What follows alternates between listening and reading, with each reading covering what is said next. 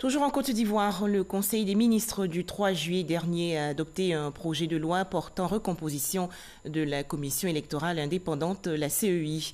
Mais les partis d'opposition de leur côté refusent ce projet et demandent la poursuite des négociations. On en parle avec Gabriel Zani.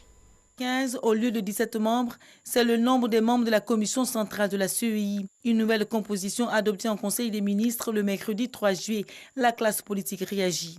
L'AFD et le FPI ont fait des propositions qui sont contenues dans le PV qui a été, signé par les différents participants, qui mentionnent des points d'accord, mais qui mentionnent aussi beaucoup de points à discuter, que donc le FPI et l'AFD sont dans l'entente de la reprise de ces négociations. Le président du FPI, le Front populaire ivoirien, s'exprimait ainsi au cours d'une conférence de presse tenue sur le sujet de la CEI. Des avis divergents qui montrent à l'évidence la pluralité des approches de la recomposition de la CEI. Pourtant, dans la nouvelle composition, la société civile se taille la part du lion avec 6 représentants dans la commission centrale, pendant que la présidence de la République, le ministère de l'Intérieur, le Conseil supérieur de la magistrature obtiennent un représentant chacun. Quant aux partis au pouvoir et aux partis de l'opposition, 3 représentants chacun. Il aura donc fallu 4 séances plénières et 6 rencontres, un comité restreint de haut niveau entre le gouvernement, les acteurs politiques et la société civile pour aboutir à des conclusions actées dans un rapport. La POECI, la plateforme des organisations de la société civile pour l'observation des élections en Côte d'Ivoire, était au nombre des acteurs qui ont mené les consultations. Il y a eu 3 points d'accord très importants où tous les groupes les parties prenantes ont été unanimes.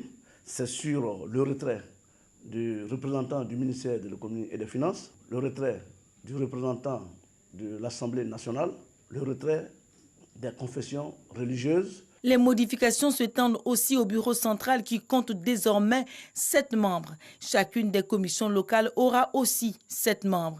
Mais au-delà des divergences constatées à l'issue des travaux, la mise en œuvre de ce cadre de concertation traduit la volonté du gouvernement de décrisper les relations pouvoir-opposition. La mise en œuvre de ce cadre de concertation traduit la volonté du chef de l'État de renforcer les conditions propices à des élections apaisées dans notre pays. Ces échanges font suite à l'arrêt de la Cour africaine des droits de l'homme et des peuples du 18 novembre 2016, demandant à l'État de Côte d'Ivoire la recomposition de la CEI en vue de la rendre plus équilibrée. Selon le ministre de l'Intérieur, les avis des absents aux négociations ont été pris en compte. Sur 9 groupements politiques conviés de façon régulière à ces travaux, 7 ont effectivement pris part à toutes les phases et cela a pu donner, n'est-ce pas, naissance à un document qui a été paraphé par l'ensemble des participants. Le PDCRDA et EDS ont estimé que pour des questions relatives aux termes de référence, n'ont pas, en tout cas, pris part à ces différents travaux. Les préoccupations exprimées par ces 2 parties ont également été prises en compte dans, n'est-ce pas, l'examen de toutes les propositions qui ont été faites. Une chose reste certaine, gouvernement, partis politiques et société civile sont unanimes sur un fait, le renforcement des conditions propices à des élections apaisées. Nous sommes entendus sur les points essentiels de la présence de certains membres d'institutions et tout. Le gouvernement en a cédé. Nous avons aussi cédé un certain nombre de choses jusqu'à ce qu'on arrive à un rapport final. Pour nous, GPP, nous sommes satisfaits de ce qui a été indiqué, sauf qu'il y a un élément nouveau qui n'était pas dans le rapport. Nous pensons qu'au niveau de l'Assemblée nationale, il y aura un cadrage qui va pouvoir évidemment satisfaire tout le monde. Pour ce politologue, la prise en compte des conclusions du rapport des débats sur la réforme de la CEI restaure la confiance entre les acteurs politiques.